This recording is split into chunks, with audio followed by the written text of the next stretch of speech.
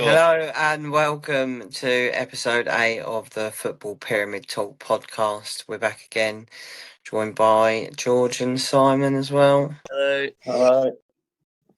Yeah, some interesting, good games over the weekend, so we're going to be covering them as always. Start with Premier League. Some very good games in the league, probably most notable being Man City Arsenal.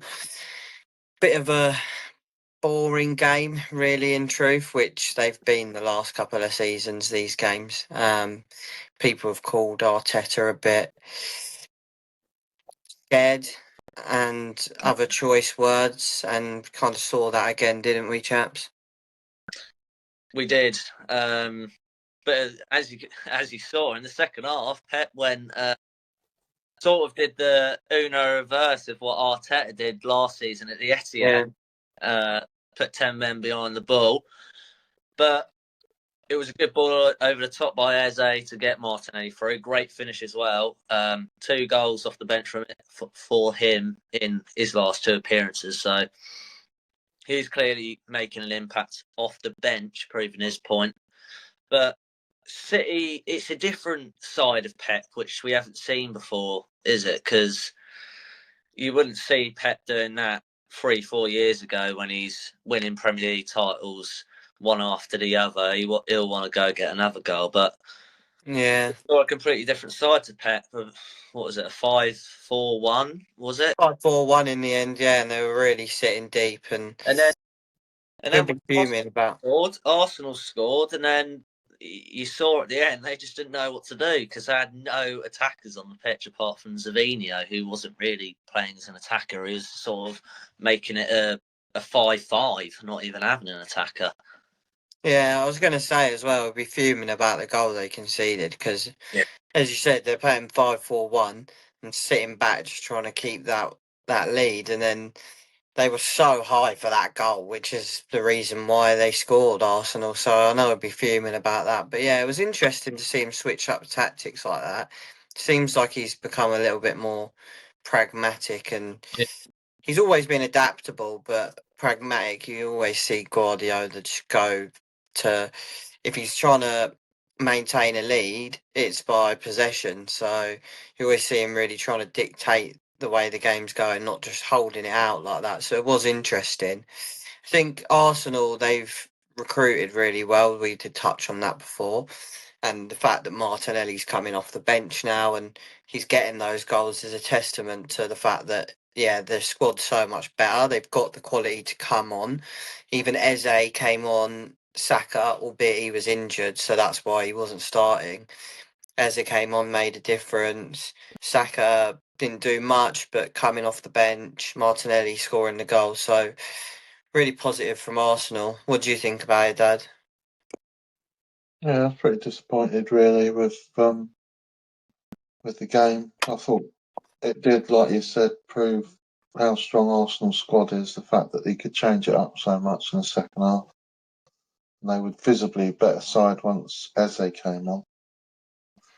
But I thought their best player was Manwake, but he's now out for 6 to 8 weeks apparently. So yeah, 2 months. Yeah. What's he done? Is it a thigh injury or something? Yeah, something like that. I remember watching a TikTok and someone was trying to find what actually happened to cause the injury, and they literally just couldn't find it. It was just like something out of the blue. Didn't see anything whilst watching the game, and No. yeah, he was looking dangerous. And to be fair, we spoke about it, didn't we, Dad, when we were watching it? There's a few players knocking on the door for England, actually. Just to touch on it quickly. Madueke probably have to do a lot more. Foden looks like he's coming back into form. Grealish as well. So just a caveat to England, it's exciting. But yeah, it was a disappointing game all round. Probably City will be the happier of the teams, but I doubt either of them will be thrilled because, you know, they're both be wanting to win that game. Haaland banging again, that was a lovely goal. Yeah. Yeah, you got him in your fantasy, ain't you? Yeah, 2 weeks 2 weeks in a row now. Yeah, Dad took Salah out and then put Haaland in, so he was buzzing. Yeah.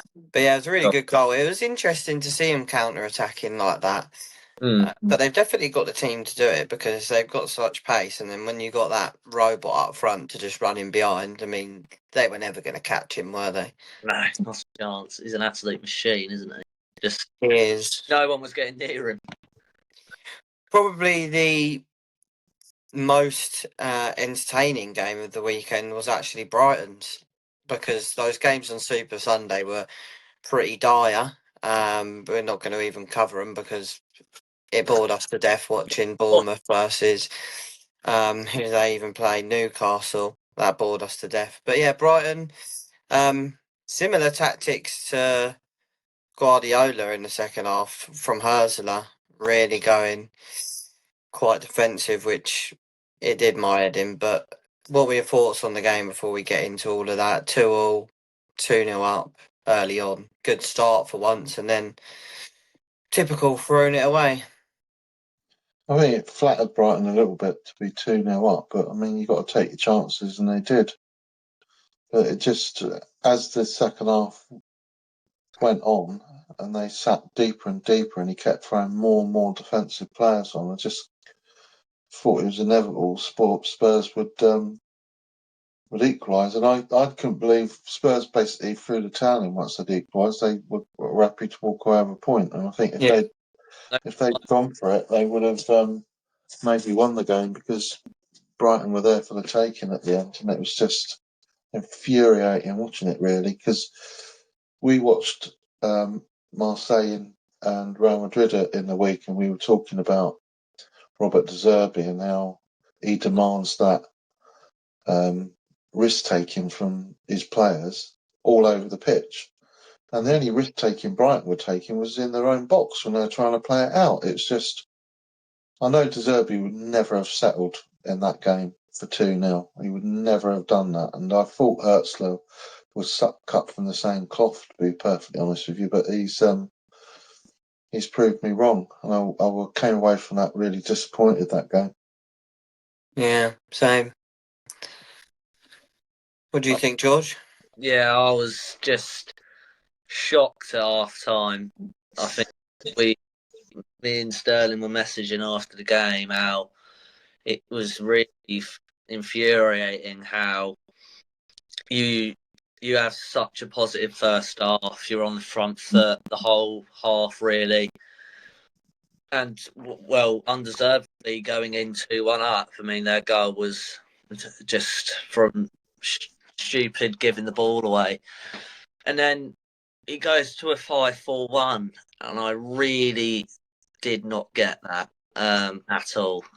You know, we played so well in the first half, really good football on display, and 2 well-worked goals, you could say, as well. Great strike from Ori and a really good goal from Minte. And then he just sort of passed the bus. We had no attacking threat until Spurs scored the second goal, and then we started creating chances again. It was really strange from Hurtler. I mean, it's one of the first times I thought, just like, you know, why are you doing that? Like, what your thought process to go 2-1 up at half time and then go, let's just put every man behind the ball. As you said, Simon, De Zerbi would want to probably go get 4. Yeah, I think to caveat from that, though, I think Hurtler is similar in the fact that he is brave and he does want the players to be brave. I think he just tried something out, and it kind of puts a bit more context seeing Pep do it. It's like, well, he's just trying to be a bit more pragmatic, and it was a tactical thing rather than him just bottling it, really, which is what I thought at the time. But it was definitely weird. Like, as you said, 5-4-1, we ended up for playing left wing back, Diego Gomez playing right mid. I mean, he did just score 4 goals there last night in the cup, but he's not a right mid. We had Tommy Watson sitting on the bench, so it was really frustrating. And as you said, there was, as we said to each other, George, after the game, there was really no need to sit back like that, because I think, the goal before half time was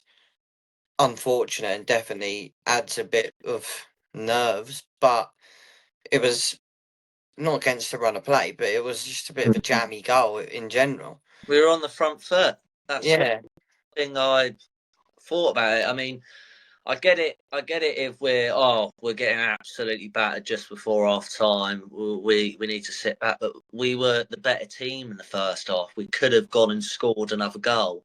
And when Spurs made it 2-2, we created the best chances of the second half for us as a team. yeah. I think that was the most frustrating thing, really, that there was no reason to sit back, and then he's just gone and done that. The thing that annoys me as well on top of that is the quality on the bench. There's no need to do it. We've got a good enough squad to. We had taken the game to him, as you said. We scored 2 good goals. Minte rounded the keeper. Nice bit of play before. He's on fire, by the way. Minte looks really good. And then Ayari, a great strike. Well, to be fair, Vicario probably should have done better with it, but take nothing away from Ayari. It's a good strike, and it had the swads on it, and it was a good goal. There was no reason that we couldn't have pushed on in that game, especially with Simas, Watson on the bench to give us a little bit. Even if you wanted to go a little bit more defensive, but still go for it, I would have been all right with that. But yeah, it was frustrating. The frustrating thing as well with the result is there's clubs that should be competing against to get into Europe that are struggling. And I wanted to talk about Villa because they actually scored a league goal at the weekend, which was amazing. Matty Cash. Yeah. Took him out by 2. They basically couldn't beat a 10-man Sunderland side. And they had 70 odd minutes to beat them in, and it's just apparently Unai Emery walked off in a huff before the final whistle even went. He shook hands with the Sunderland manager and was away down the tunnel with well over a minute left to play. And then in the post-match press conference, he wasn't exactly throwing the players under the bus, but he was calling them out for lacking identity, which I didn't really understand because I thought that's what his job was, to give the side identity and belief. And that seemed to be what he was saying, that they had no identity, they had no belief, and they couldn't put into practice any of the things they've done.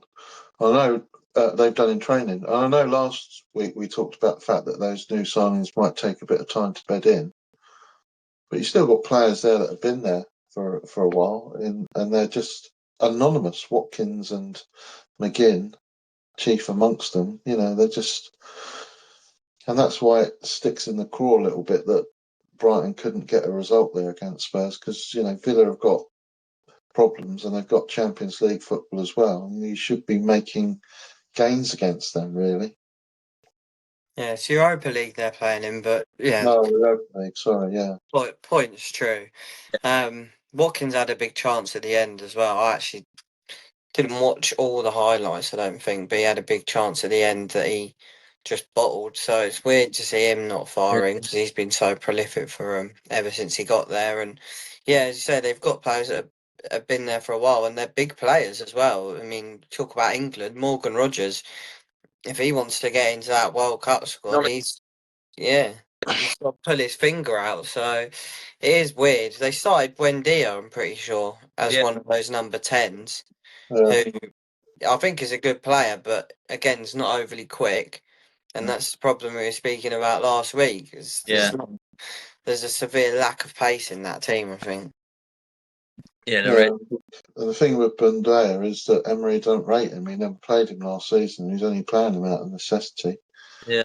So, yeah, it's like I mean, since obviously they lost Asensio and Rashford last season, obviously they're both on loan. They just don't look the same team without them at the minute. I mean, they're on fire near the back end of last season. Obviously, we saw them absolutely thump Brighton 3-0, and all three of what was it, Asensio, Marlon, and Rashford, all their free summer January signings. And since our season, The Village goal was a screamer. It's not like it was a well worked goal. Do you know what I mean? I mean, it's still a goal, but like, Keeper should have saved it as well. yeah, it was a dodgy. Yeah, keeper was at fault. So, and then the goal that Sunderland scored. I don't know if you've seen it. It's really poor defending from Villa. I mean, I don't know how it manages to get to Wilson Isidore in the end. Good finish, to be fair to him, and it's as you've got in your notes here, Simon. The promoted sides have started off brilliantly, and it's another great result for Sunderland, who I think are unbeaten at home so far in the Prem. So they're making that their ground to get some points. Yeah. If you're a supporter of a team like Wolves or West Ham, you must be starting to worry already. I mean, just to bring it all full circle back to Brighton, Potter at West Ham's in all sorts of trouble, and that performance from Brighton it just reminded me of a Graham Potter side that just, he was thinking that they were fortunate to be leading and wanting to defend it Yeah. to the 95th minute, which it don't work. I don't think Potter's got much time left there at West Ham. I've read a couple of reports about Slaven Bilic going back there, and I think that's definitely on the cards. Their problem last season was similar to what Villa's is this season. They didn't have any pace in midfield.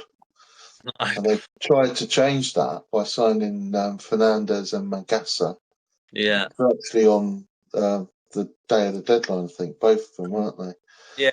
Fernandez makes sense because he's got reasonable amount of pace. He's not spectacularly quick. Mile last year, like that. It was Southampton's best player by a mile last year, Fernandez. Yeah. So go on. But what I wanted to touch on was the signing of Mangasa. He's only played 44 senior games of football.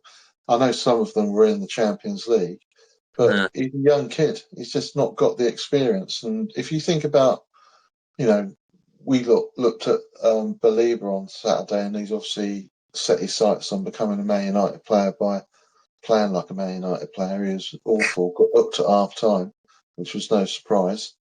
But when he first came into the Brighton squad, they didn't play him for months. Nice. And it was just, the odd cameo appearance off the subs bench, League Cup games to get him up to speed, to get him used to the physical requirements of the Premier League. And then West Ham are not a well-run club. They don't do things like that. And they just thrown this kid into midfield, and he hasn't got a clue what's going on. Not a clue. And they're going to be in serious trouble, West Ham, this season. I really think they are. Yeah, I mean, there's a few things that are going wrong at West Ham. You mentioned the midfield. I mean, defence is not much better. But I've got here, what do you think is the problem? Because the keeper, Areola, I think is quite good. I think the fullbacks, that Juve is quite good because he gets a few assists. I don't really know much about him from fantasy. But and Walker Peters is a good player. So do you think it's the centre halves, Mavropanos and Kilman? I mean, they're not great, are they? No. Kilman, I like Kilman, but Mavropanos, no. It's the midfield. Any game of football is won and lost in midfield at this level. And it is just the sheer lack of speed there. Yeah. Is just killing him. And Ward-Prowse plays in there. He didn't get a look in last season because he's too slow. He's great at set piece delivery, but he's absolutely no pace whatsoever. Yeah. But other than that, their squad's so good, so they are underperforming. And it could be a question of, is it the owners? Because they were protesting them on the weekend. Yeah. All the West Ham fans were protesting the board, saying that they're killing the club and they want them out. So it could be a higher up thing. But looking in from the outside, they've recruited really well. As I said, the squad's good. They got Bowen, who, I mean, if he wasn't at West Ham, and maybe if it wasn't for Danny Dyer and his missus, he'd probably be playing for a top six side. Yeah. He'd be playing Champions League because he's a Champions League player. They've got Paqueta as well. City wanted him, so they've got, and Somerville, like Brighton wanted him before. Wilson.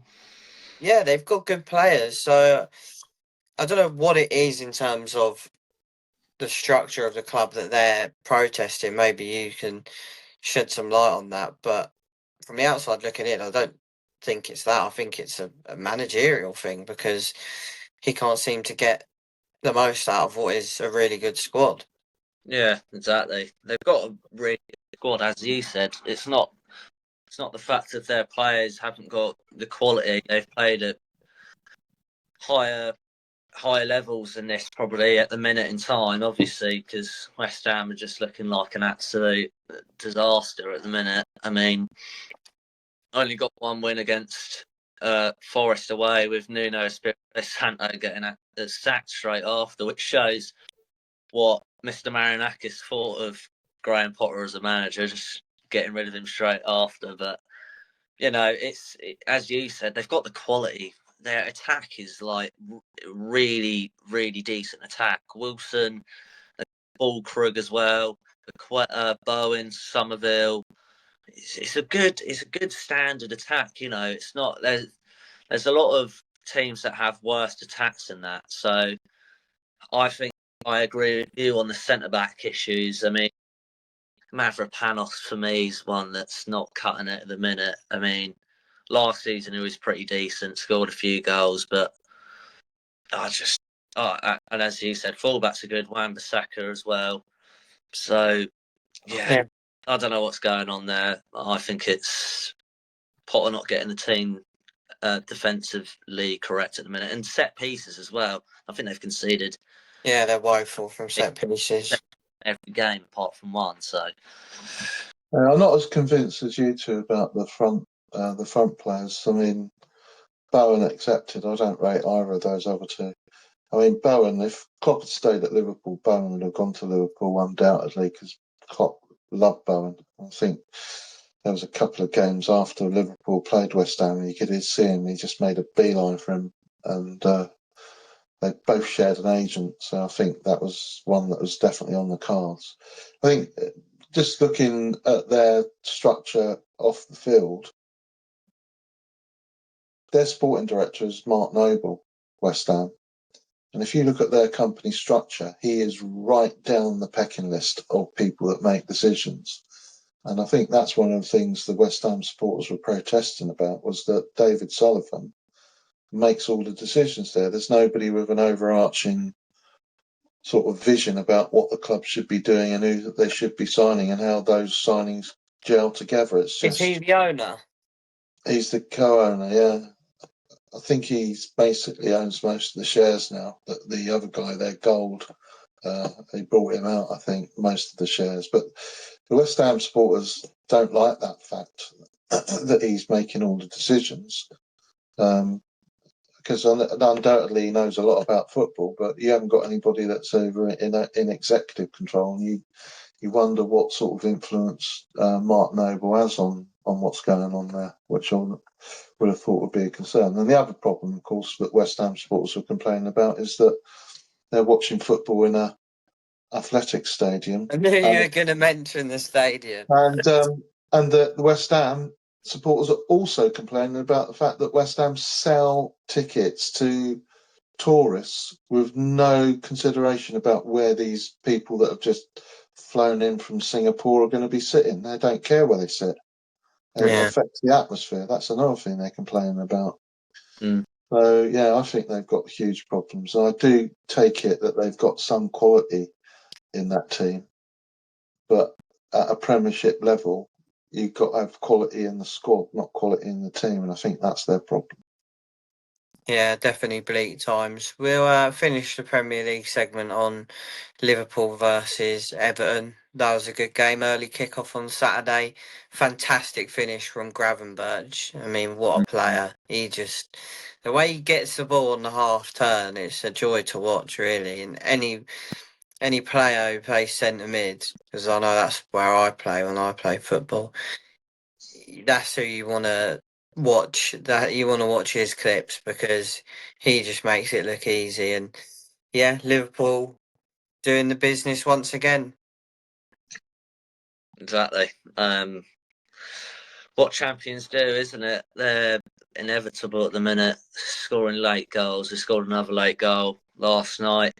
Ekatike, for some reason, taking his shirt off and then getting sent off. But I must have forgot he was on a yellow card. But on their performance against Everton, it's just a class performance, not a clean sheet, obviously, but in that first half, they were really good. As you said, Gravenberch I think even though he gets praise, I still think he's so underrated for how good of a player he actually is. He's so good on the ball. You rarely see him lose the ball at all, do you? Because he's so confident on it. As you said, on a half turn, he's unbelievable. And yeah, Liverpool just on fire at the minute. They've gone 5 points clear already. So I think it'll be hard to stop them this season after all the signings they've made. Isak now on the score sheet after last night. And yeah, it seems like their team's just gelled together really quickly with all the new signings, and they're absolutely flying at the top of the Premier League. Yeah, and I think that Gravenberch is testament to the coaching ability of Slot, really, because when Slot got to Liverpool, Gravenberch wasn't really much of anything. Yeah. He played in different positions in midfield when he played at all under Klopp.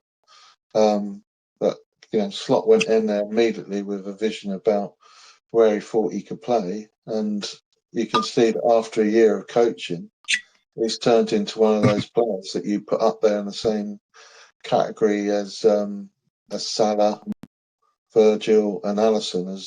These are players that you will automatically be putting on your team sheet for most league games. So yeah, it's good to see. Yeah, I thought, just quickly on Everton, I thought they were quite good as well. I mean, Liverpool lost a foothold in the game in the second half, partly because I think they took their foot off the gas, but I think got to be big credit to Everton there. They were coming into it once it was 2-0. They were coming into the game a lot more. Dewsbury Hall had a big chance that just went over, and it was actually a good goal from Gay as well. And I think they made a real credit of themselves there because they give it a good go. And I like the look of them. They're solid at the back, as Moyes teams always are, and they look quite fretful going forward as well. I mean, I really like that in Jai, and you've got Grealish as well, who's looking good. Dewsbury Hall, who's brilliant in midfield. So yeah, I think Everton looks strong. Cool. Let's move it on to Championship. Middlesbrough continued their best ever start. Dad, you were looking at this game? Yeah, best start in nearly 150 years of playing professional football. So mental. That's not bad, is it? 5 wins and a draw in the first 6 matches. Rob Edwards is there after his stint at Luton. What I liked about the result at the weekend is he wasn't afraid to make changes. So he took David Strelic off at half time. He'd already scored 1 goal and brought on Kaylee Sene, who then went and scored as well. So he shows he's got trust in his own convictions, really. And I think that the momentum they've got is going to make them quite hard to stop. We've spoken in previous episodes about finding it difficult to compete against clubs that got those parachute payments, which Middlesbrough don't have, but I think they are quite a wealthy club by Championship standards, and they've got tremendous support up there. Yeah. So I think they've set themselves up as the early pace setters. They're going to take some catching, I think. Yeah, I like the look of Middlesbrough this season. You spoke about their team last week and the manager as well, but they've got a nice mix of experience and youth in there. So yeah, really, really positive start for them, and I agree that they're going to be the early pacemakers. What do you make of them, George? They're class, aren't they? I think they're the only team only team left to be unbeaten. Yeah, that's right. So they're smashing it. Good defensive record, I'm pretty sure. If I remember off the top of my head. But Rob Edwards is a class manager. I think I said it last episode. He's got Premier League experience, which is what you need in Championship. And he's got that playoff experience if they have to go for it. And he knows how to get out the division, which is massive in this league. A rare thing to have, isn't it? You want someone that knows how to do it, if you know what I mean. So yeah, because you see teams that come down, like say Sheffield United, they get a new manager who he did have championship experience, didn't he? But he's not got a team out the championship, no. and look where they are. Yeah, exactly. So to have even take Brighton, when we had Hupia, we were hopeless. When we had Boye, we didn't get promoted. We had Houghton, who had past experience of getting us out of the championship. He got us up. Yeah. So it's massive. Exactly. No, you make a great point, and yeah, I think Simon said it brilliantly. 149 years as your best ever start. I mean, it speaks words in itself, doesn't it? Yeah, very impressive. Yeah, there were some actually really good games in the championship this week. We've picked a few out. I wanted to talk about Sheffield Wednesday versus Pompey. They got a massive win for them. Sheffield Wednesday, first win of the season. Went 1-0 up. Barry Banham still knocking about. Remember that bloke? Can't stand him for what he done to us in the playoffs still, to be honest, but he's still knocking about, and he got the first goal for him actually in the game with a lovely free kick. So I mean, that's big for him having him there, because I know that a lot of players have chipped off because they weren't paying the wages, and the club's in a bit of turmoil. Well, massive turmoil, not a bit, but it's huge to have him in there. You know, all that experience, and he's still a quality player. He showed that with the free kick. Yeah. Yeah. The second goal, this is where the controversy comes in. Told Dad about it already. I don't know if you saw it, George. Oh, go on. Yeah, the ball's been played in, and the Pompey defender's about to cut it out. It's been played in behind. He's going to cut it out, and his hamstring goes. He pulls up, falls on the floor. Obviously, he doesn't get the ball, and the Sheffield Wednesday player's in. And he just goes in and scores, makes it 2-0. And I mean, that's some poor sportsmanship. If that was me, I'm kicking the ball out, and I'd want Brighton to do that. No. It's not a inadvertent just a freak thing that's happened. Well, obviously it is, but I mean it in the sense of it's not something wrong that Pompey player's done. That's just an injury, you know, and that's changed the trajectory of the game. So I think the right thing to do, in my opinion, I want to get your thoughts, but would have been to kick it out, and it did cause controversy because Pompey, rightly so, and unsurprisingly, were fuming about it, the players and staff and the fans. Yeah, exactly. I completely agree with you. I think I'd be a bit of a knock. I didn't agree with you. It's just like so unsportsmanlike, isn't it? You know, you have to put the ball out there. It's just awful to see. But, you know, at least Sheffield Wednesday get their first win of the season because of that, at least.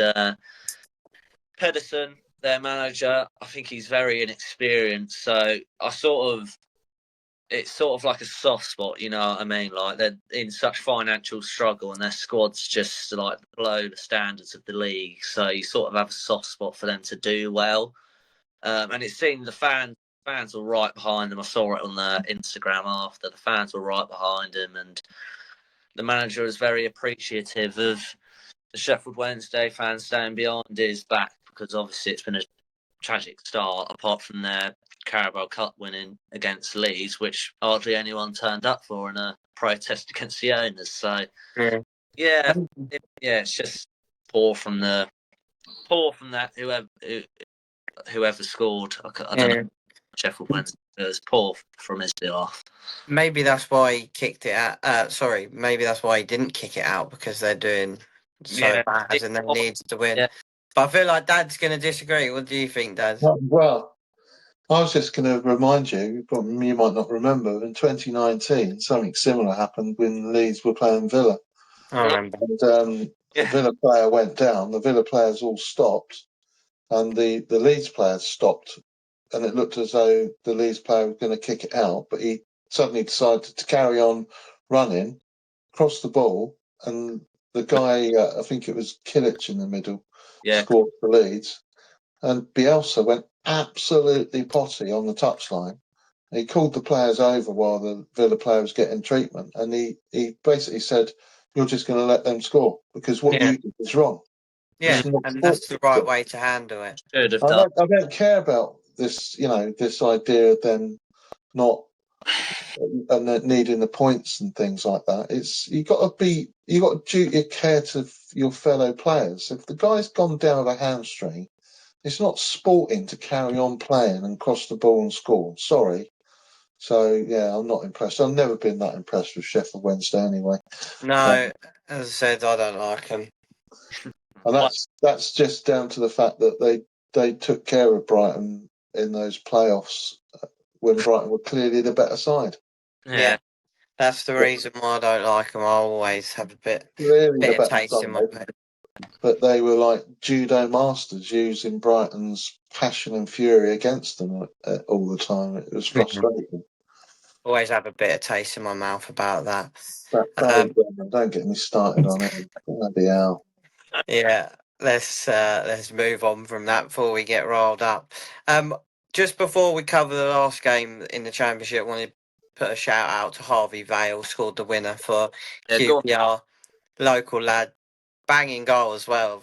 First time left foot top bins, and big goal, and a big win for QPR actually against Stoke, who have been doing really well. So hopefully that means even more so.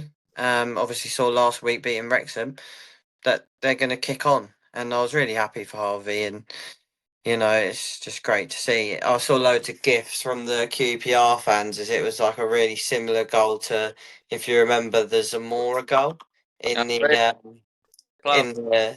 playoff final. Yeah, that's it. And it was just first time left foot into the corner. So yeah, they're loving him. But we'll touch on Norwich, and more so Wrexham getting a big win away at Norwich. What do you think about it, George? Yeah, I did a bit of research on this. I think it was a tactical switch up from Phil Parkinson, who before the game was apparently under a bit of pressure from the board after, all the money they spent and all the signings, all the quality they've brought into the squad, and they hadn't started off well. And he changed to a 3-4-2-1, and it clearly worked. A massive 3-2 away. I watched the highlights as well. Really well worked goals. Both wing backs with goal involvements I've got here with Issa Kabore, who was at Luton a few years ago. He got 2 assists, and former Brighton youngster, I think it's Ryan Longman, I think his first name is, he scored as well. So both wing backs getting involved in his new shape, and Josh Windass getting a brace as well. 3 goals in 3 games for him at the start of the season as well. So, it's a positive sign, because when a new tactic works, it's really refreshing, isn't it? And I remember seeing him last night beating Reading 2-0, I think, in the Carabao Cup, and he played that same formation. So, it looks like he might have found his new shape to, build momentum for Wrexham, because they haven't started off well at all compared to how they should have. I mean, the signings, they probably had the best window in the Championship by a long run, bringing in the likes of Issa Kabore, Doyle at the back, Keith Cody. Yeah, exactly that. The list goes on. Be here for ages if I known all the signings they made. But yeah, I just thought it was positive, because Phil Parkinson's got them to where they are now, and it's credit to the owners that they stuck with the whole way. They haven't changed the manager, because he really was a League Two standard manager before the Wrexham job. So it's credit to him and credit to the owners, and a big result way average, which he's going to do. So we know it's a tough place to go. Obviously not for Brighton, we battered them, but yeah, exactly. So good for Phil Parkinson. Sounds so smug. I think it's madness that they're talking about getting rid of him, if that's true, because he was not a non-league football manager when he started managing there. They took a lot of he took a lot of persuading to go down to Wrexham, I think. Yeah. And he's more than capable of managing at this level. It'd be madness to get rid of him. Having said that, you're right, they haven't made a great start. And that game, I watched the highlights, they were 1-0 down at half time. They scored 3 goals in like 12 minutes at the start of the second half. So he'd obviously laid into them and got a reaction out of them, which is fair enough because he's been there long enough to get a reaction out of them. But it'd be what they do next week. It'd be interesting to see if that positive that you're talking about in terms of formation and playing Windus up front is going to be something that's going to sustain them up going up the division, because they've got their work cut out if they're going to do anything other than tread water at the moment, I think, Wrexham. Yeah. It was an impressive win. I was impressed with Windas's goals. Actually, all three of the goals from Wrexham were really good. Longman's goal as well, but particularly the third one from Windass, just outside of the box, cut in, curled it top right. It was a really lovely goal. So they've definitely got the quality there, and he'll be buzzing, the manager, that the systems work. So just as long as they can continue it, it looks like he might have hit the jackpot with that. Yeah, exactly. Right, moving on to League One. Blackpool, 22nd, 98th minute winner against Barnsley, who are in 6th. That's a massive win for them. Saw the limbs, it looked crazy. I mean, that's exactly what you want. 90 plus 8 minute winner for the memories of the fans and for the team. Obviously, a massive win. It's given them that result they needed against a good side, so they really will be hoping that they can kick on from that. And that's the type of result you need to kick on, isn't it? It's a statement of intent. It's a statement that they can do it. And yeah, I was buzzing for them, really.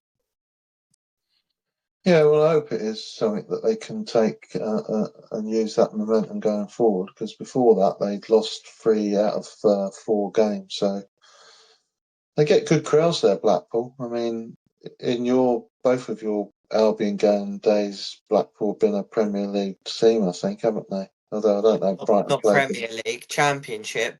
Yeah, I don't think Brighton played them in the Premier League, but they were a Premier League side. Yeah, we played them in the Championship. We beat Yeah, them 6-1. I remember that. yeah, I remember that because the bloke at work was in the way end and then spent all of Monday hiding from me.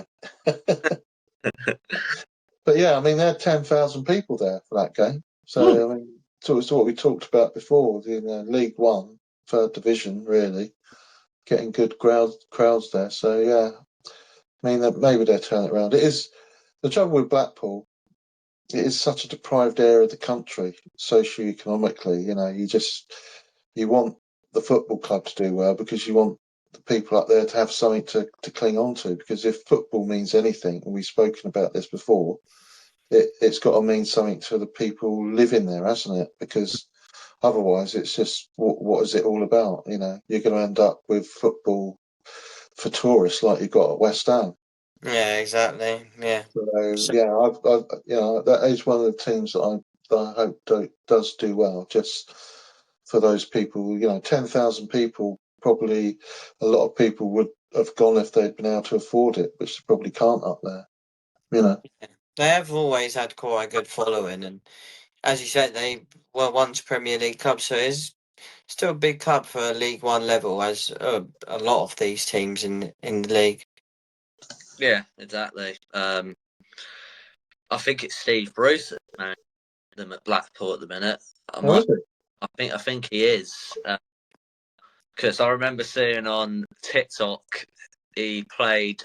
I think it was Barrow in the EFL Trophy, and there were some Barrow fans giving him a bit of lip, and he turned around and said something. So I think that's Yeah, it is Steve Bruce. I think it is. It is. 64 now, he is the boy. Yeah, so fair play to him. It's sort of like Mark Hughes at Carlisle in the National League. So a lot of managers with great experience, sort of dropping down the leagues, if you get what I mean, trying to, stay involved in the game, which is good to see because you want that, Barclays proper old school football. Brian Barclays. Yeah, is that prime Barclays managers being involved in English football still. So yeah, I mean, it was a big result for Blackpool. They've started off terribly, to be fair. 22nd, it's not where they want to be. I think they'd want to be a lot higher.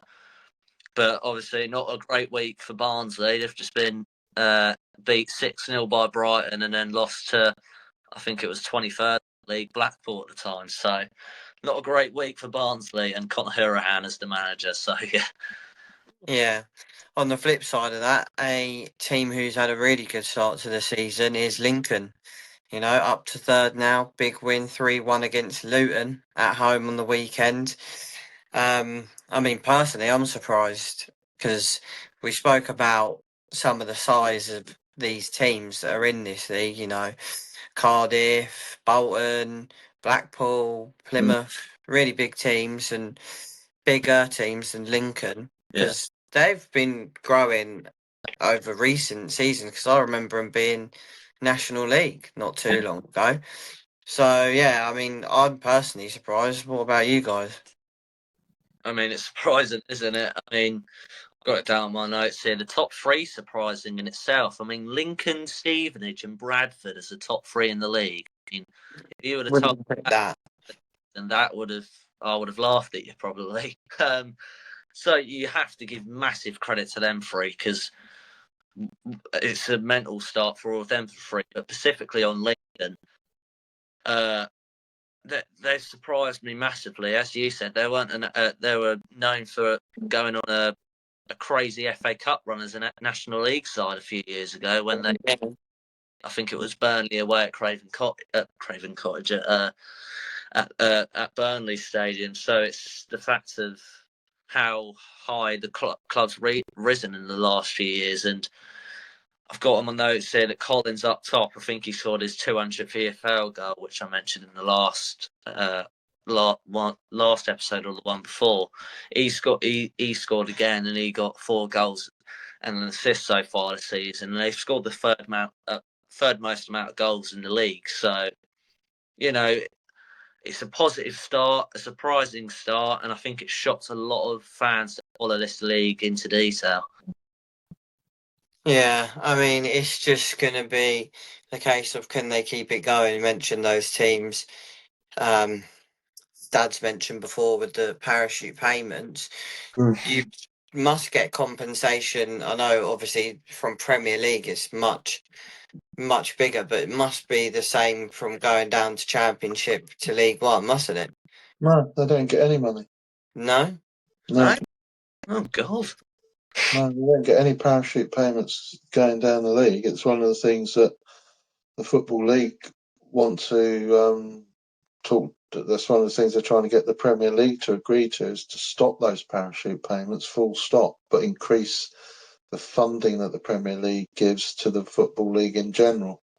Yeah, that'd be a better idea. That'd be a topic for another podcast, but that football regulator that the Labour government's trying to bring in, that's one of the things that the Premier League clubs are trying to stop the legislator bringing that in because they quite like the idea of just bunging some money as parachute payments to the Championship clubs, not worrying about the rest of it.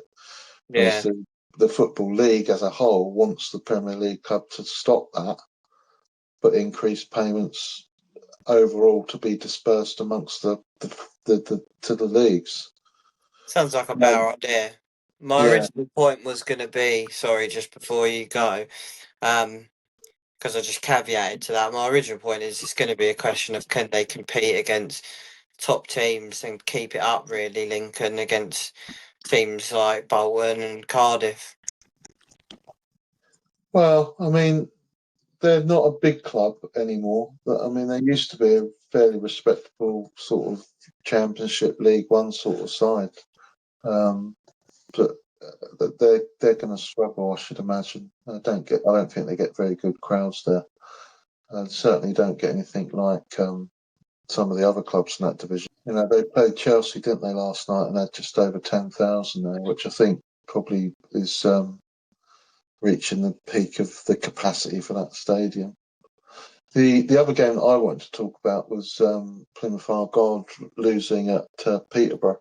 Apparently, in that game, there was a header from Alex Mitchell, hit the underside of the bar, bounced down, and everybody on the Plymouth bench was looking at their iPad Pros saying it had gone over the line. TV pictures weren't very conclusive, and they ended up losing the game. And that's what I don't understand, because I'm pretty sure that the technology is fairly straightforward these days to install. I don't think Yeah. it's particularly complicated in terms of technology. And I just don't understand why they don't have it at League One and League Two. I really don't, because Yeah. it's something that's going to make the difference between, you're talking about clubs not getting that financial payout from going down into the League One. So Plymouth didn't have any parachute payment. They got good crowds turning up there, and then something like that happens to them. It could unmoor their season. And before that game, Peterborough had only won one game. Yeah. So, I can understand why Tom Cleverley was incandescent with rage afterwards, because it's nonsensical these days. I mean, when I was your age or a bit younger, football was very rarely covered on television at all. Now you've got even games we go and see, like at Lewis, being filmed, and it just, if it's going to be professional football, it needs to have professional standards, I think. And I can't understand why they haven't got that goal line technology. Yeah, I agree. I don't know. They should, and I don't think it would be that hard either. I agree. The tech's not. I know the thing is with VAR, it's like, only at Prem ground Mm. for certain reasons and regulations. Oh Fine. yeah, This is a whole sometimes. nother thing. Yeah, Yeah, this is a whole nother thing in itself. I mean, couple cameras on the line or however they do it, it can't be that hard, can it? no, it's just some sort of sensor in the ball, isn't it? And that's when the cameras in the on the goal frame pick up the sensors on the ball. So yeah, it's disappointing to see that, because Plymouth are a club that are probably punching below their weight in the in League One. So it'd be good to see them doing well. Definitely. Shall we move on to League Two then? Brilliant start for Gillingham this season in League Two. Continued this weekend with a massive 3-1 away win against Newport. George, what did you think about it, mate? Yeah, did a bit of info on this just because of the reason that they've set a new club record. They've gone 21 games unbeaten in the league. So it's a massive credit to Gareth Answorth, who has experience from his time at Wickham a few years ago, and a short stint at QPR, which didn't go well. But you've got to give him credit for that. 21 games unbeaten is such a hard thing to do. Obviously, 20 games without losing, and Bradley Dack got an assist in the game against Newport in their 3-1 win. He was most known for his time at Blackburn. Yeah, he's an experienced player in the Football League, so it's a good signing. Good Or not signing, good player to have, because I don't know how long he's been there for. No, I think he only joined this summer, so it's a good signing for them. Having that experience, and Amani Little has also started off the season well as a centre mid. He's got 3 goals and an assist, so they're the only team to be unbeaten, obviously, in the league so far, with 9 wins and 3 draws, and they're top of the league at the minute. Conceded the second least amount of goals with 6, second most clean sheets in the league. So good defensive record. They're winning games. They're top of the league. They've got a great manager, and they've got a great squad. So it's been a really impressive start from Gareth Answorth and Gillingham. Yeah, they'll be buzzing with that. I mean, as you said, conceded second least amount of goals, second most clean sheets. That's a good foundation for everything, isn't it? And then got some good players in there, so yeah, they'll be buzzing. I actually watched a few of the highlights of League Two, and one of the games I watched was a cracker: Walsall 4, Tranmere 2. Evan Weir scored a brace, 2 brilliant goals. First one was a free kick, curled left foot into the top left corner. It's a beautiful goal. And then the second, which I believe made it 3-2, or 3-1, was the third goal they scored anyway. Just come to him, edge of the box, half volley, just drilled it to the bottom right corner with his left again. It was brilliant. So yeah, really impressive for Walsall. Really big win. Up to third in the league, so they're looking like a team that's going to be right near the top. Walsall, and they're quite a big club traditionally as well, aren't they? Yeah, I think Brighton would have played them at in the Championship before the Amex was built. They were a Championship side. The team that I wanted to talk about was Oldham. They beat Cheltenham, and they're starting to find their feet now after their promotion into the Football League, back into the Football League, because they were traditionally a Football League club, Championship level club as well. And Cheltenham sacked their manager after that game, which doesn't come as much a surprise, Michael Flynn, but the way it happened was controversial because they lost the game. He went on in the news conference after the game and basically threw the players under the bus. Said they were shocking, that he didn't want to be associated with them or their performance, and I don't think he gave the powers that be at Cheltenham any option other than to No sack him. surprise that he got the sack then. No, I don't know if it's necessarily the result that got him the sack or the way he acted. I should imagine it was the way he acted. Yeah. But yeah, I'm pleased to see Oldham doing well. The thing that really caught my eye about them is that they've only conceded 5 goals in the league this season. So that's 5 goals in 9 games, and they've only scored 8. Yeah. They somehow managed to accumulate 13 points with what is it, 3 wins? Yeah, no, sorry, yeah, 3 wins, 3 Yeah, wins, as I 4 said, draws, and 2 defeats. So if you want excitement, Oldham's maybe not the place to go to at the moment. as I So it's said good to though, see him that doing well. Sorry, go on. yeah, that's the foundation, isn't it? If you can not concede goals, then you're well in your on your way. Sorry, to go pick up some wins. Then you only need one. And you've won the game. So I don't think they'll be complaining about lots of 1-0s. Well, as long as the supporters are happy with it, because there's some fan bases that would not put up with that. That's one of the reasons why Ange lost the job at Tottenham, because Tottenham supporters will not put up with. Not Ange, sorry, Nuno. Nuno didn't last more than 2 months there because Tottenham's fans won't put up with Tottenham giving the ball to the opposition, hitting them on the break. That's not what they've been brought up to see. Yeah, Yeah, I think you're right. Down at this level, Oldham supporters are just happy to be in the Football League winning games, I should imagine. yeah. It's spoiled Spurs fans, I think. But yeah, let's move on to National League, and I mean we speak about the beauty of non-league football, and these last 3 leagues that we're going to cover today, as always, they're just so unpredictable. And I mean, I think we've all had howlers, to be quite honest, with our predictions, because Boreham Wood have gone and beaten Boston 2-0. And they're now up to 4th in the league, only 4 points off the top. I mean, Not good for me. no one would have predicted that, and nobody, well, probably not many people would have predicted them to even go up in the playoffs last season. So, I mean, it's incredible what they're doing. They're unbeaten since the opening day of the season, in the National League and the National League Cup as well. They've won every single game after that, and yeah, I mean, to be fair, National League Cup they've only played 2 games, but they've won both of them. Yeah. And yeah, they're looking really good. Another win, as I said, away from home. Boston are struggling a bit, but still another win. And Zach Brunt scored the opener. He's got 3 goals and 1 assist in 5 games.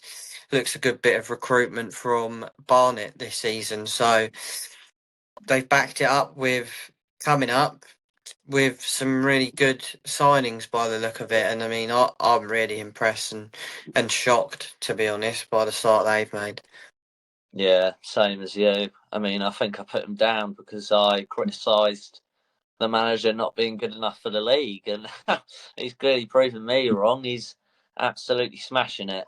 4 points off the top, and he's 4th in the league, unbeaten since opening day of the season, as you've got on your notes here, Sterling. So, yeah, it's massive credit to them. I think they only just made the playoffs in the National League South last season, so it's a real credit to them to see how well they're pushing on. And I think it gives credit to the National League South of how good of a quality that league really is.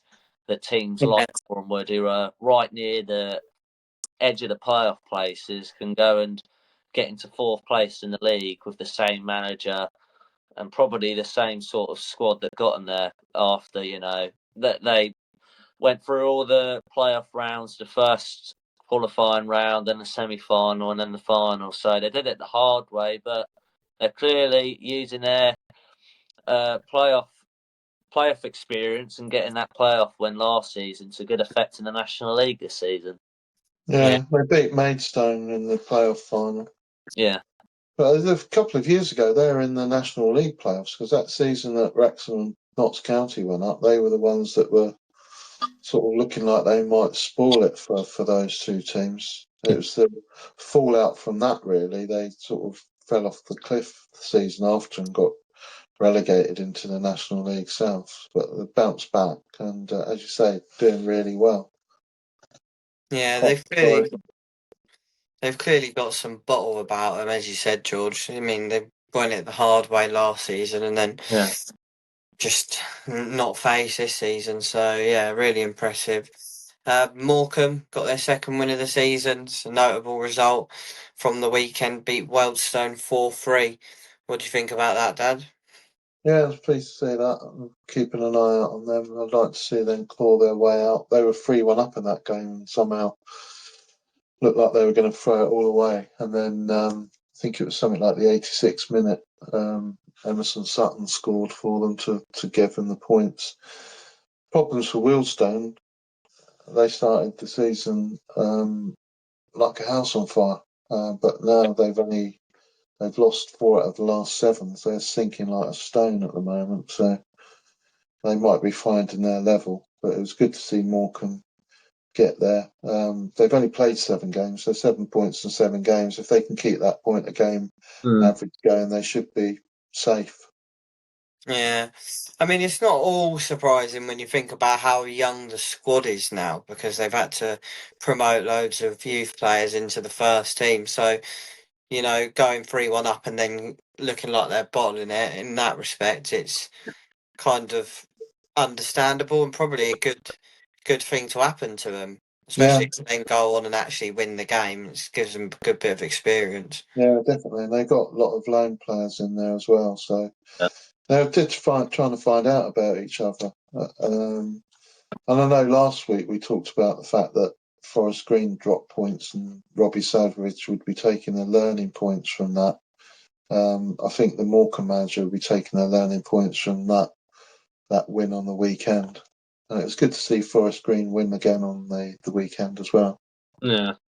I think they're going to march away with that. I mean, Rochdale look like the only club that maybe be able to keep up. Them, but at the moment they don't look like they're going to be caught to me. Yeah, Morecambe are smashing it in the last 2 games, and I think I said it in the last episode or the one before. I just think it's the fact of the squad starting to gel together. Emerson Sutton, who, as you said, Simon, got the winner. He's on loan from QPR, I'm pretty sure. Might be wrong.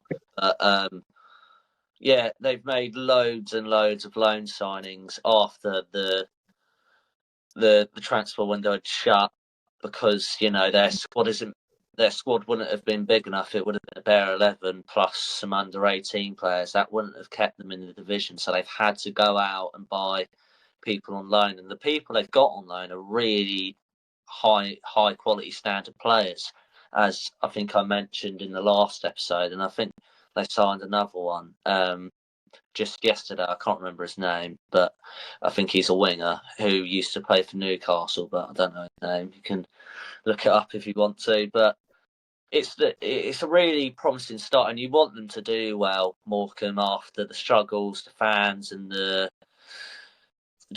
club in general have been in at the start of the season. I mean, we all thought they weren't even going to compete in the league at the start of the season, so it's really good to see them winning games, their fans enjoying their football, and just watching their football club. It's not what you want fans to not have your football club going and then having to support another team. They're supporting their club that they've loved since they're young, and now they're picking up 3 points at Wealdstone.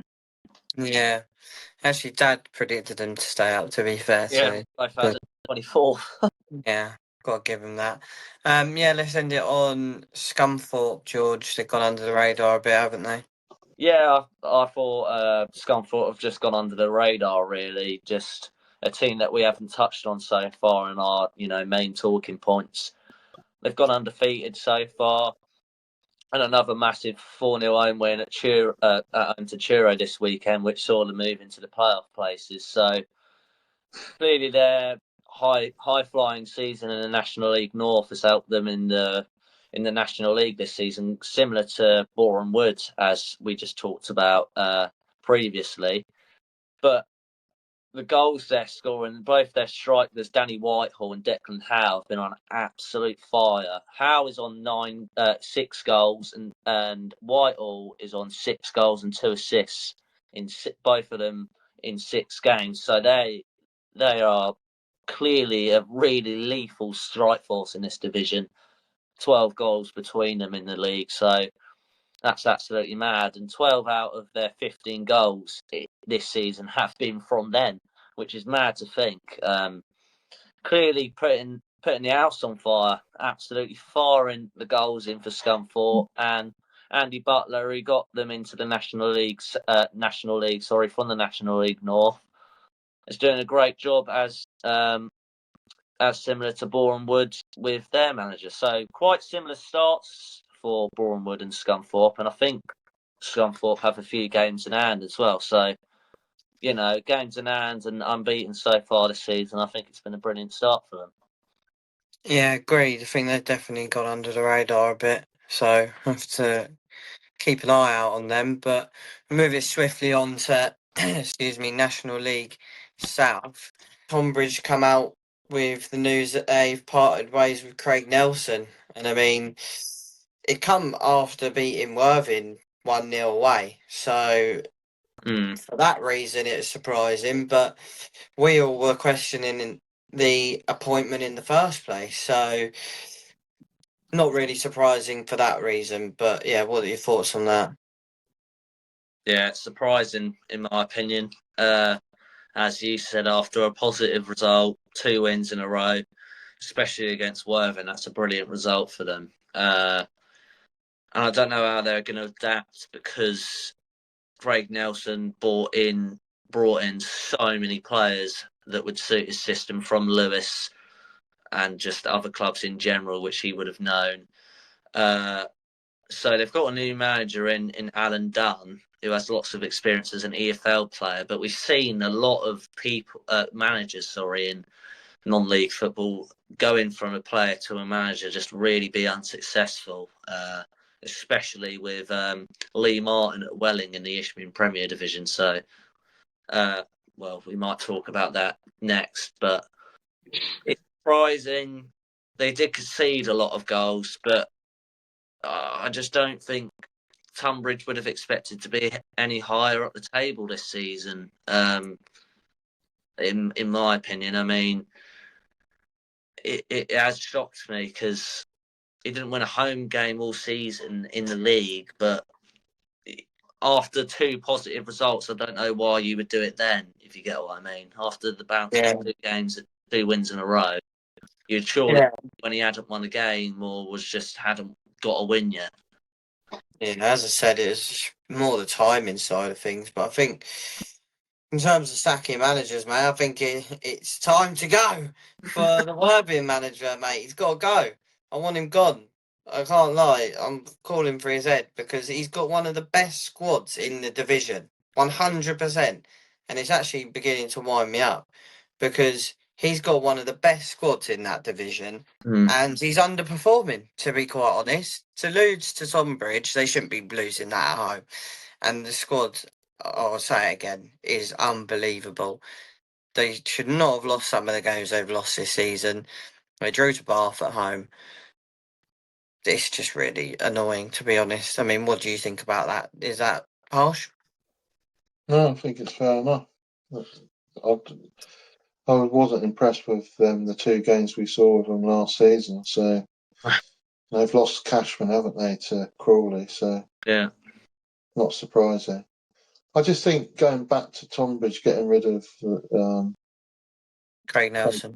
there, I think getting this guy Alan Dunn in, I think, was more. It was just he was available and was looking for an opportunity, and I just think he's for whatever reason his face didn't fit at Tonbridge, because I've read reports from the chairman saying that we don't think he was ready to manage at this level, which is a ridiculous thing to say. So I don't get that. But yeah, Worthing definitely underperforming this season. And they've got problems, I think, haven't they? Yeah, 3 massive. wins, 3 draws, and 3 losses. It's not really good enough. But it's early days, 9 games. I mean, it's not the end of the world at the Yeah, moment. but they're miles off the top. They're miles off Hornchurch at the top, and they're be wanting the goals this season for them will be to get promoted.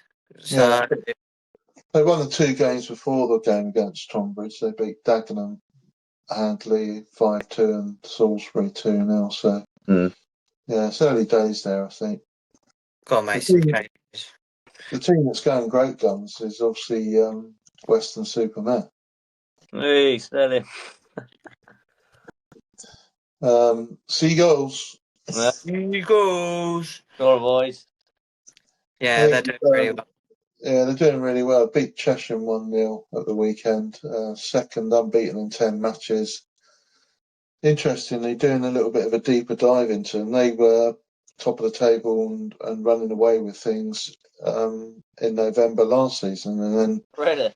went on a 10-game run where they couldn't get a single win and ended up mid-table mediocrity. So I don't know if history's going to repeat itself, but they're up to second now, aren't they? Just behind Hornchurch. So the thing with them is that history might repeat itself. I just don't know what the makeup of the squad is, whether it's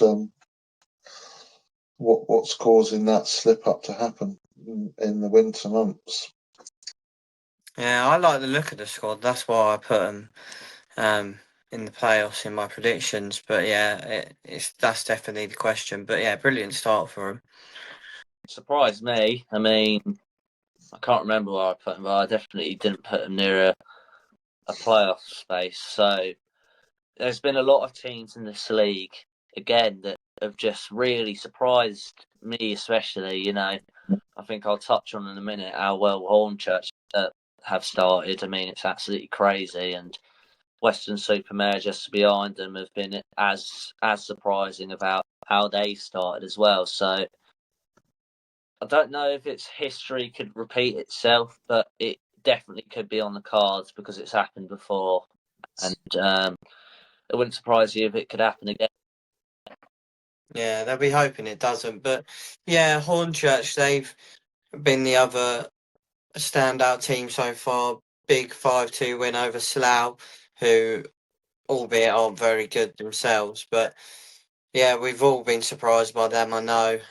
Top of the league, 9 points into the playoff places. So yeah, really, really good. It's crazy. Not so long ago, they were in the Isthmian Premier Division. I was watching them down the dripping pan, and now they're absolutely flying in the National League South. Top of the league, and Angelo Balanta, 4 goals as a 35-year-old Colombian, which is very fair play to him, still kicking on and doing that. Tom Wright as well, 4 goals, and 5 players in the side have contributed to 2 goals. So they're clearly lots of players are contributing to obviously at least 2 or more goals. So there are lots of areas of the pitch are contributing to goals, which shows credit to the manager, obviously. And they're the only team in the league yet to be beaten. 7 wins and 2 draws. So it's crazy how they started. I think it's really close between them and Western-super-Mare, and then I think there's like a 5-point gap between third and first. So it's so surprising, and it's massive credit to Hornchurch and Western-super-Mare.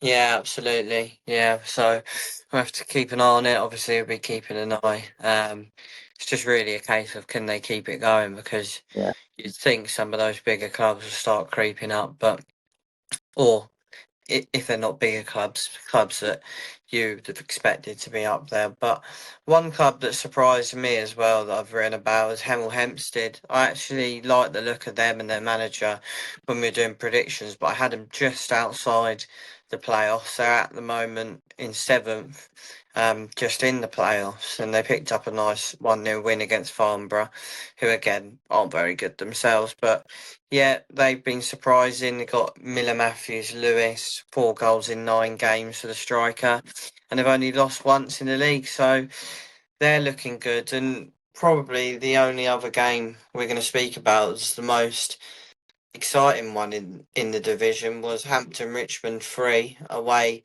at Dover. Last minute equaliser for Dover, and they've come from 2-0 down and 3-1 down in the game. So that was a big result for them and be strong from them. Yeah, they'll be happy with that. And it is interesting to see Eddie Allsop for Hampton and Richmond as an unused sub, which is a bit surprising. disappointing. Yeah. He's been having loads of game time. Yeah, it's surprising after all the quality we saw he had at Lewis at the Dripping Pan last season, and he's such a good player technically, isn't he? He's so good on the ball. So it doesn't surprise me that he's at a National League South standard club, but it does surprise me that you've said that he's not starting. Because us three know the quality that he has after watching him last season. So I think if he finds a run of form where he has consistent game time, then you'll definitely see more of him getting involved in that team and possibly get good results.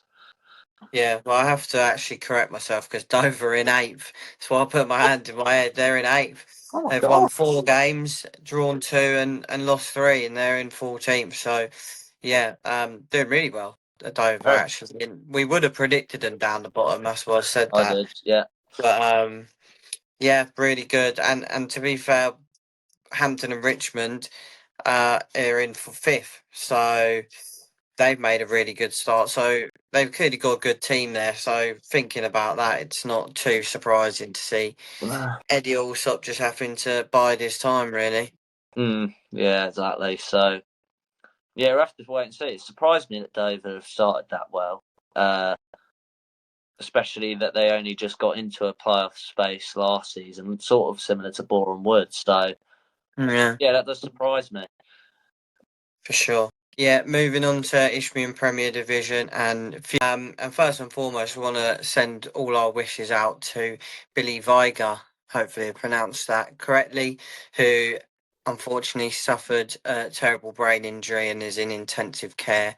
So yeah, wish him all the best. It actually led to the Chichester game being abandoned, I think, in the second half. So yeah, terrible news, and fingers crossed he can pull through.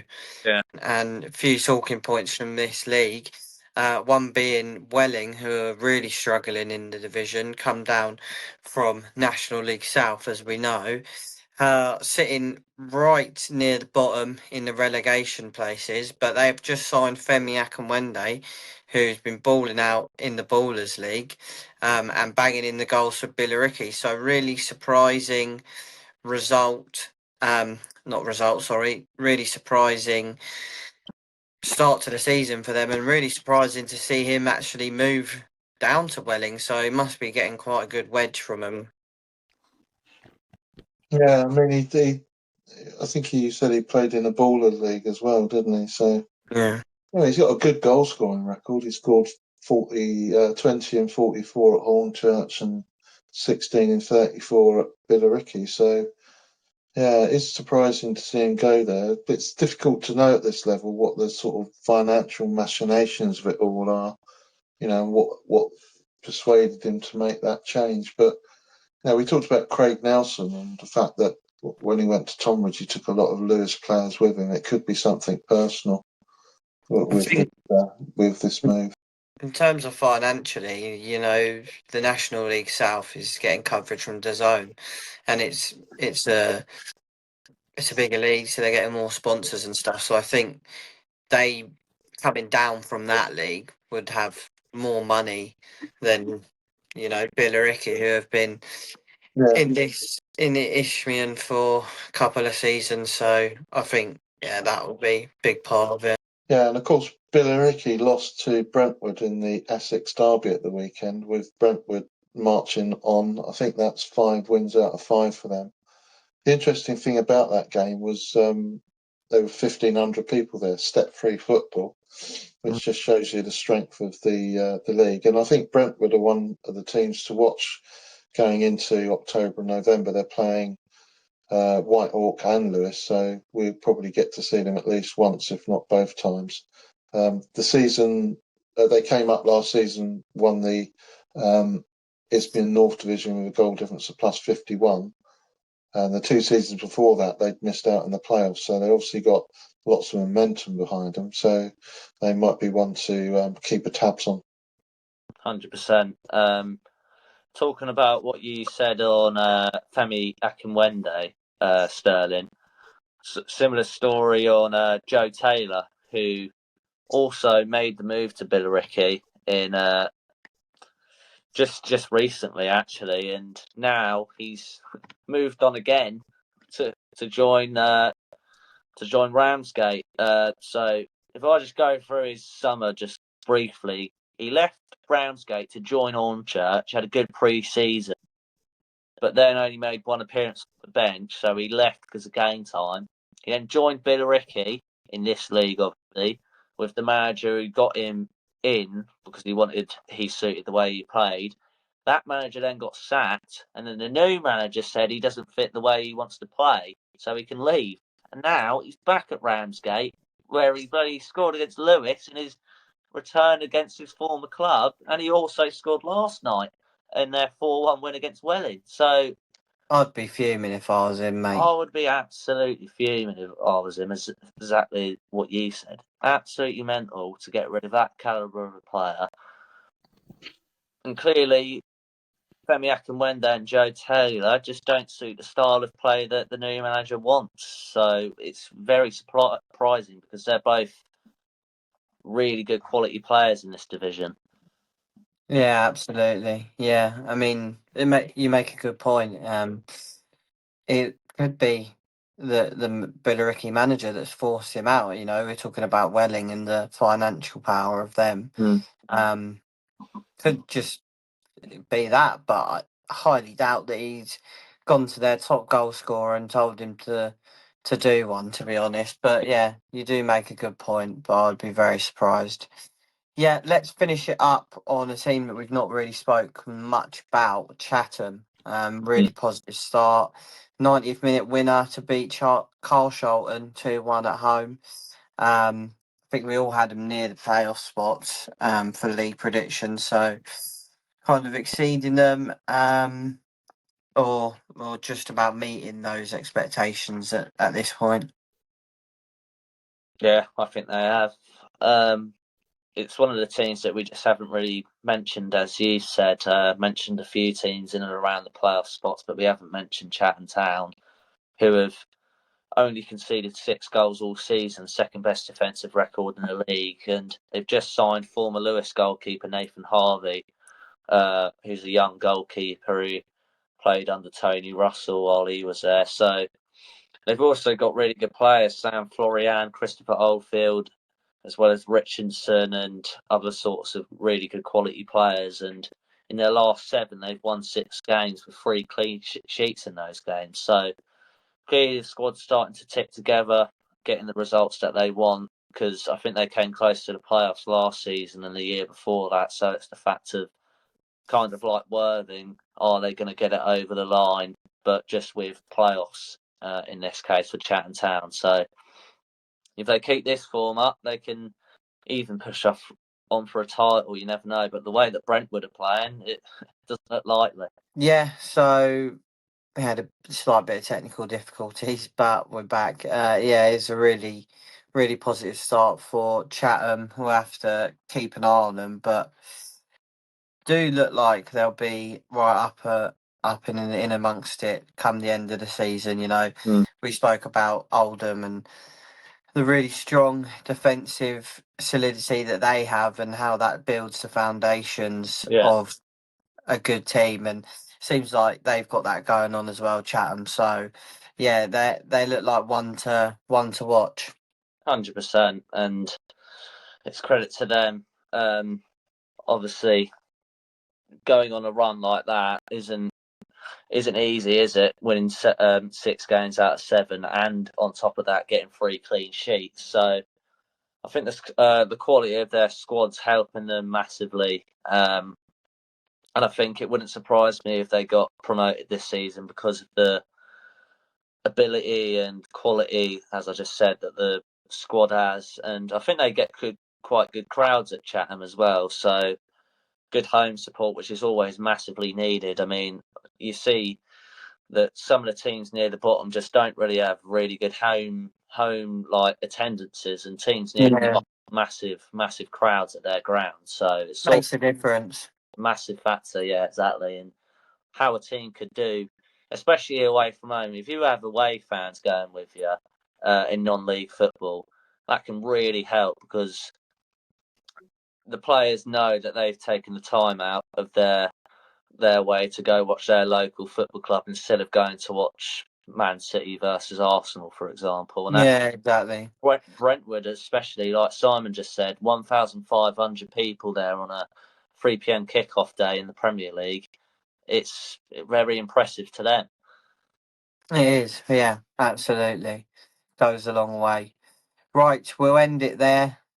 Slightly longer episode today. We had some big things to talk about, some technical issues. So well done if you made it this far. We appreciate you. Dad's phone's died, so he's off. He's showing his age there, I think, with the old technology. But yeah, thanks for listening and goodbye from me. Thank you, everyone. See you later. Bye bye.